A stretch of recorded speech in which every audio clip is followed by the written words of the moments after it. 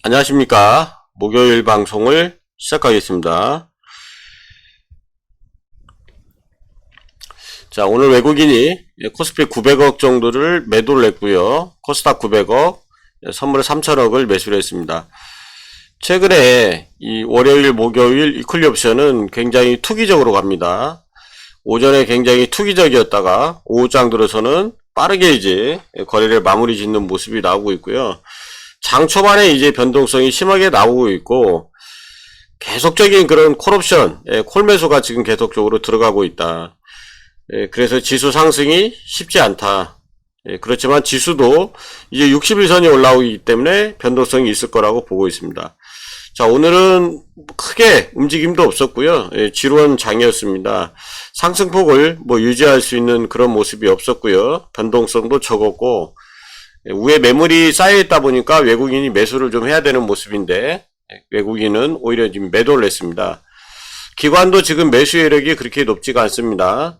그래서 굉장히 답답한 시장이 나오고 있고요. 특히 이제 개인의 또 지금까지 몇 달 동안 옵션 플레이를 외인이 했는데, 개인도 최근에는 이제 강하게 상방 베팅을 하기 때문에 지수가 위로 가기가 쉽지 않다, 상승하기가 쉽지 않다, 이렇게 보면 되고요. 옵션에 굉장히 지금 개인들이 적극적이고, 외국인도 마찬가지지만, 최근에는 이 옵션의 개인들이 거의 몰빵 매수, 굉장히 투기적으로 많이 들어오기 때문에 시장이 더욱더 변동성이 심한 것 같습니다. 지금 시장은 연기금이 비중이 많이 찼기 때문에, 목표가에 찼기 때문에 매수 여력이 없고요. 결국은 기관이 단타입니다.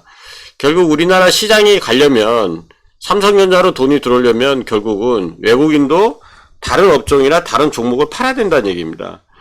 지금 시장에서 연기금이 못 들어오면 다른 기관은 거의 다 단타로 가는 거고, 외국인은 여전히 순환매를 돌려야 되는데 순환매를 아직 그렇게 강하게 나오지 않고 있습니다. 그래서 지금은 우리나라 기관이 추가 여력이 없죠. 그래서 제가 늘 말씀한 대로 연기금의 비중을 올려야 됩니다. 국내 비중을 최소 17, 18%까지는 올려야 되고요. 그 다음에 외국인도 자유롭게 해줄 수 있는 우리나라 시장에서 거래할 수 있게끔 해줘야 됩니다. 지금 시장은 외국인만 봐야 됩니다. 지수를 3,500, 4,000을 가려면 외국인만 가야 되고, 과연 기관이 연기금이 매도를 하는데 매수 여력이 있을까요? 저는 없다고 봅니다. 단타로 갔다가 그냥 빠지는 요런 장밖에는 안 된다, 이렇게 보시고, 우리나라가 선진지수 들어가기 전까지는 기본적으로 연기금 비중이 올라가야 됩니다. 결국은 순환매가 돌아야 삼성전자가 가든 자동차가 가든 움직이는데, 순환매는 최근에 조금씩은 나오고 있다, 이렇게 보시면 되고요. 전체적으로는 그렇게 생각보다 순환매는 나오지 않고 있다고 보시면 될 것 같습니다. 오늘 긍정적인 것은 역시 월물이 좀 바뀌었습니다. 계속적으로 7월달은 원물을 강하게 이제 개인들이 들어왔는데 8월물에서는 좀 바뀌지 않았나, 이렇게 보고 있고요. 손바뀜이 좀 나오고 있다, 긍정적이다, 이렇게 보시면 되고, 지수는 크게 문제가 없습니다. 이 지수가 지금 추세가 살아있다, 아직은 살아있습니다. 그래서 여기가 깨지면 추세가 무너진다고 보시면 되고요. 여기가 최소 살아있어야 된다. 시장이 이제 곧 변동성이 나올 것이다. 61선이 이제 올라옵니다. 자, 61선에서는 이제 갈립니다. 상승이냐 하락이냐 둘 중에 하나밖에 없기 때문에 61선이 지금 빠르게 올라오고 있다. 그래서 이 61선이 이제 중요한 날이 될 것이고, 9월에 변동성이 나올 걸로 보고 있습니다. 그래서 여기서 상승하냐 하락하냐는 9월달로 가봐야 되고, 다만 외국인의 현재 모습은 외국인이 올렸을 때 많이 매수를 했기 때문에 이 매수를 지금 대량으로 쏟아내지는 않고 있습니다. 지수의 변동성, 이 하락을 줄 때도 매물이 크게 나오지 않습니다. 그래서 크게 위협적이지는 않고, 다만 이제 순환매가 이제 나오냐 안 나오냐 우리는 이걸 봐야 되지만, 지수도 중요하지만 순환매가 더 중요하거든요. 그런데 지금 구간에서는 추세만 간신히 지키고 있는 정도고, 여기서 무너지면 이제 추세는 역배열로 되는, 60일이 올라오기 때문에 이제 역배열이 될 확률이 높아집니다.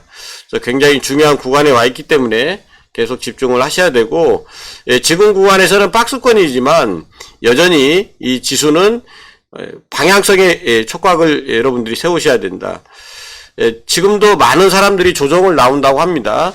그 중에 제일 확실한 근거를 가지고 있는 것은 신용입니다. 우리나라 신용은 22조 이상에서 조정이 나옵니다. 그렇지만 이 22조라고 해서 추세가 살아있는데 신용이 올라가는 건 상관이 없죠. 다만 추세가 죽었을 때, 추세가 역별이 났을 때, 무너질 때, 그때 신용은 굉장히 위험합니다. 그래서 신용이 많은 종목은 조심을 하셔야 된다. 그리고 이 주가가 움직이지 않는 것은 추세가 없는 거죠. 거래량이 줄고, 비추세 구간의 특징은 거래량이 줄고 추세가 없다. 이게 비추세 구간입니다. 지금 보시면은 수급이 모든 게 빠져나갔고요. 스토캐스틱이나 시오나 거래량을 보시면 굉장히 안 좋다. 특히 이제 스토캐스틱도 지금 50 이하로 떨어졌고요. 수급선도 지금 0선 이하로 내려갔습니다. 굉장히 안 좋은 그런 모습을 지금 보여주고 있습니다. 그래서 지금은 이 지수도 굉장히 중요하다. 뭐 이렇게 보시면 되고요. 그렇지만 다만 긍정적인 것은 외국인이 매수를 많이 했다. 그러니까 지금도 외국인이 현물과 비차익 프로그램은 매도가 많습니다만 여기 올릴 때 매수를 굉장히 많이 했기 때문에 그 매수를 한 거를 다시 던져야 됩니다. 떨어뜨리려면. 현재 그런 모습은 지금 없다. 그렇지만 종목 간 변동성은 좀 치열하게 나온다. 뭐 이렇게 보시면 될 것 같습니다. 자, 오늘은 시장이 뭐 간단합니다. 방산, 조선, 원전을 떨어뜨렸던 것을 다시 매수를 했고요. 그나마 이제 오늘 조금 변화가 나온 것은 화학주, 롯데케미칼이나 LG화학, 화학주의 구조조정 문제로 좀 올라간 거 외에는 낙폭을 그동안 빠진 거 원전도 올라갔고 뭐 두산, 뭐 하나그룹주, 뭐 요 정도에서 올라갔습니다. 그래서 크게 시장에 변화가 없었고, 다만 이게 그러면 추세가 살아있냐? 아니죠. 추세는 지금 굉장히 꺾였다. 고점이 나왔던 것은 추세가 꺾였기 때문에 지금은 수익 내기가 어렵다. 다시 말씀드리지만 지금은 굉장히 수익 내기가 어렵습니다. 내가 어떤 종목을 갈 것인지, 방산, 조선, 원전을 갈 것인지, 아니면은 삼성전자, 현대기아차 갈 것인지는 뭐 여러분들이 정해야 되고요. 삼성전자는 테스트에 뭐 진입을 했습니다만 중요한 건 테스트가 아니고 납품을 해야 됩니다. 엔비디아에 납품을 해야 되고 요게 재고 손실이 많이 났습니다. 그래서 HBM3도 재고 손실이 많이 났기 때문에 HBM4가 10월, 11월 정도면 이제 결정 나오는 걸로 보이기 때문에 그때까지는 제가 봤을 때 추세가 좀 살아있지 않나. 지금도 추세는 좋고요. 그래서 기대감이 아직도 살아있다. 다만 이제 결과가 좋아야 된다. 과정은 의미가 없다. 뭐 이렇게 보시면 되고요. HBM4가 납품이 되면 저는 이제 9만전자 이상으로, 기본은 뭐 9만전자 이상으로 간다고 보고 있습니다. 하이닉스가 그 소식에 의해서 빠졌는데, 이 차트를 보시면은, 역별이 났습니다. 61선 이탈이 됐고요. 요거는 어제 최후의 지지선을 지켰습니다만 오늘 무너졌습니다. 이미 61선은 어제 깨졌죠. 오늘 거래량이 실렸고 그래서 61선 이탈되면 매도를 하셔야 됩니다. 그리고 오늘 거래량이 실렸습니다. 당연히 삼성전자가 납품이 되면 영업이익률이 바로 줄어들 겁니다. 하이닉스의 이런 추세가 좋은 이유는, 추세가 좋았던 이유는 역시 영업이익입니다. 매출과 영업이익이 굉장히 늘었고, 마이크론도 굉장히 좋은데, 뭐, 최악은 삼성전자였습니다만, 만약에 삼성전자가 납품이 되면 당연히 영업이익률은 많이 떨어질 걸로 보고 있습니다. 그래서 하이닉스의 약점이죠. 여기서도 지금 쌍봉을 하고 이 음봉으로 그냥 깨졌습니다. 추세가 그냥 완전히 여기서 꺾였다고 보시면 되고, 이 음봉 하나에 그냥 추세가 꺾였습니다. 그래서 이런 장대 음봉은 추세를 가르면 굉장히 중요한 음봉이기 때문에 매도를 해야 된다. 이런 음봉을 가만히 맞으면 안 된다. 이렇게 보시면 되고, 제가 이제 중요시 보이는 건 61선이고요.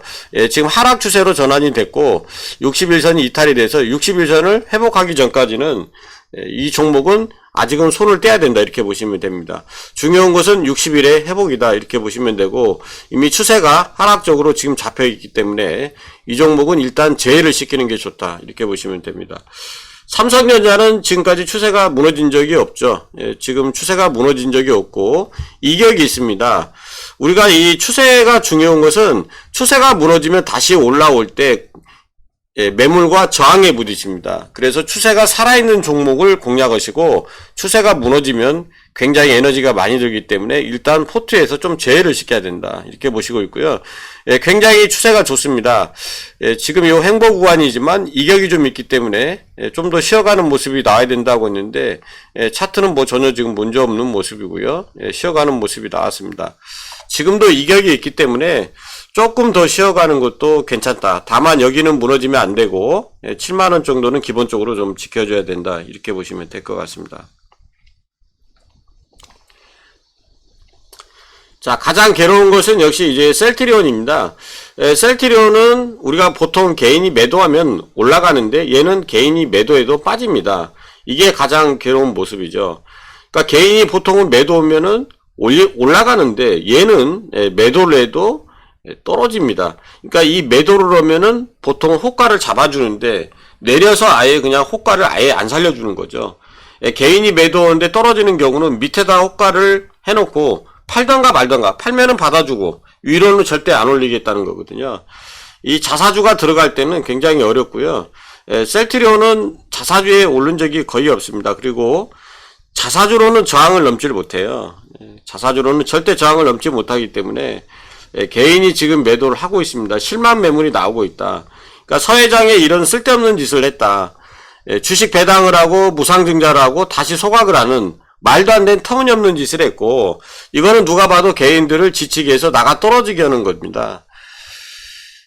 더 이상 이런 것을 하시면 안 됩니다. 주식수를 늘리고 자사주는 주식이 줄어들어야 되는데 1년에 영업이익이 3천억 정도 이거를 투하를 해서 주식수를 계속 줄여야 되는데 주식을 주고 무상증자하고 자사주를 하니 이게 뭔 효과가 있겠습니까? 주식수가 줄어들질 않는데 개인은 지쳐서 떨어지고 이건 뭐 상속을 위해서 지금 이렇게 하는 것 같습니다. 셀트리온의 2025년도 영업이익은 괜찮습니다. 주가가 오히려 낮을 정도고요. 이 주가가 못 올라가는 이유는 다시 말씀드리지만 이런 짓을 하기 때문에 그렇습니다.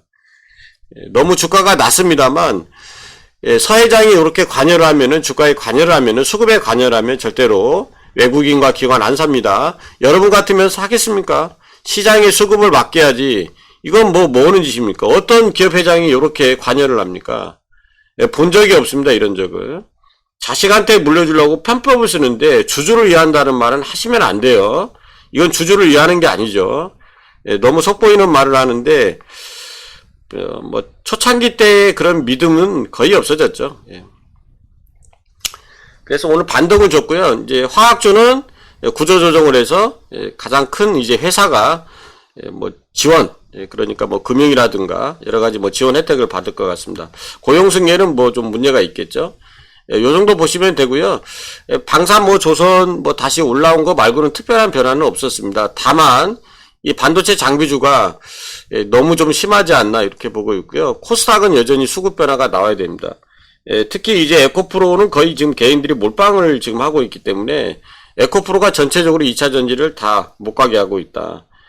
특히 이제 양극재, 특히 이제 발목을 잡고 있고, 에코비엠도 지금 에코프로 때문에 못 가고 있고, 에코프로가 거의 개인의 지금 몰빵입니다. 그리고 개인들이 집중 매수하고 있기 때문에 좀 부담이 되고, 또 최근에 이제 코스닥 지수도 안 좋은 것은 역시 알테오젠인데, 역시 이게 뭐 신용이 많아서 그런가는 모르겠습니다만, 알테오젠도 다른 리가캠이나 뭐 ABL에 비해서 알테오젠이 좀 약한 모습이고, 굉장히 좀 무거운 모습입니다.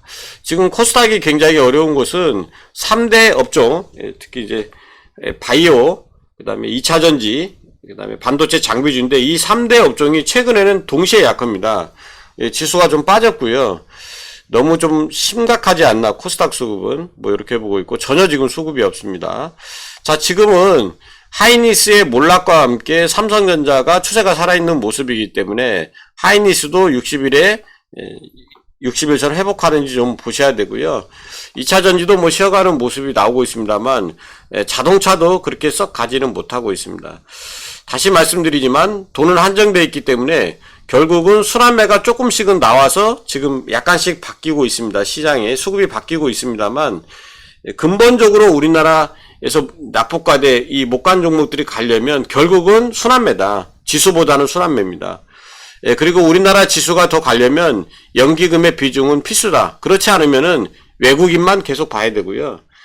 그나마 이제 순환매가 돌면은 비싼 종목이 지금 비싼 업종이나 종목들이 많기 때문에 저가 매수로 갈아타면 그 돈이 나와서 낙폭과대인 종목에 순환매를 돌릴 수 있다. 근데 이거는 또 지수하고 또 이게 별개다. 이렇게 보시면 될 것 같습니다. 자, 지금은 굉장히 어려운 시기인데 외국인은 지수를 그렇게 크게 흔들지 않고 있다. 요 정도는 그냥 조그마한 조정이고요. 하방으로 세팅이 안 돼 있다. 그러니까 중요한 것은 외국인의 세팅이 지금 하방으로 돼 있냐? 아직 안 돼 있습니다. 안 돼 있는 이유는 당연히 매수한 거를 던지질 못하고 있기 때문에 그런 거고요. 아직도 관망, 비추세 구간에 접어들었습니다. 추세도 없기 때문에. 자, 계속 비추세 구간이고 움직임도 덜하고 이러고 있습니다만 이 박스권에 있습니다만 자, 60일이 올라오면 변동성이 나옵니다. 그게 이제 9월입니다. 9월은 선물 옵션 동시만기이기 때문에 이제 9월달은 여러분들이 집중을 하셔야 됩니다. 지금은 외국인만 봐야 됩니다. 감사합니다.